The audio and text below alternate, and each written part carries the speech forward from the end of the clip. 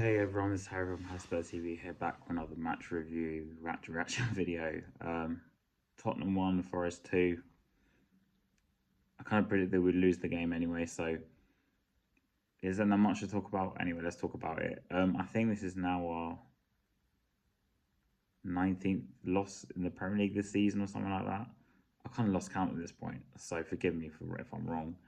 But let's get into it. So Ange said he'd make 5 changes. He made 5 changes. Kulusevski, Bentancur and Sarr with the midfield.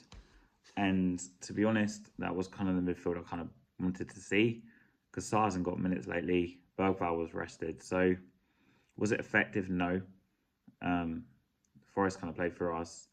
Spence got his start, and Van der Ven and Romero actually started. They were taken off at half time despite us losing 2-0 by that point. It was clearly just like a training game for them. And Danstone Davies came on. They did all right, I guess. The game was kind of already done by then.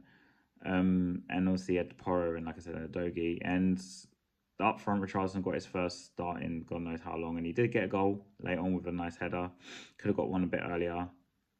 And Odegaard played on the right. I don't think he had that much of an effect until probably the only positive out the whole game, really, for me. I thought he was really, really good. Is the answer to our left wing problem? I don't know. As we know, Son is like aging very fast and he's probably on his way out. But what can we take away from a 2-1 loss to Forest? Again, the midfield is a massive issue. I know people highlight obviously our defensive tactics, but teams just play for us. There was another goal chalked off for offside for Chris Wood, which I think was very, very close, with a header he scored. And just Forest was very direct, playing on the counter, which kind of expected. I mean, they're away from home. And I did think if they got an early goal, which they did, they would just sit back and like the pressure like they didn't when we played them earlier in the season, and they would win 1-0. Okay, well, they won 2-1 in the end, and they shut up shop later on. They broke 5 at the back, and he did the job. Nuno's doing a good job there. I mean, they're going to definitely, I think, in my opinion, finish in Champions League spots.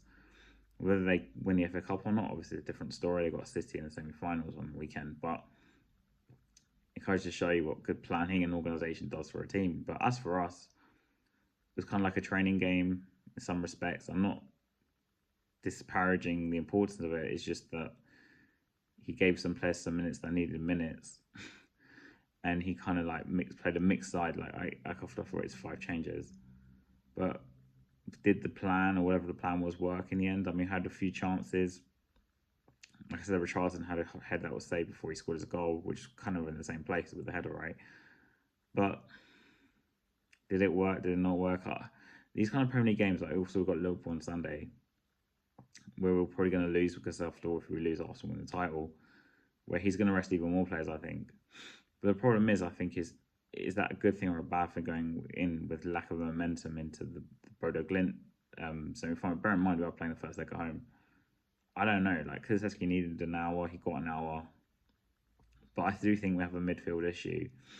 And for me, it's not like if we were like in and around the top 8 and we were still losing at this point because obviously the season kind of like all focus on Europa League instead, then I kind of would understand it. But I just think it's like there's no pride left.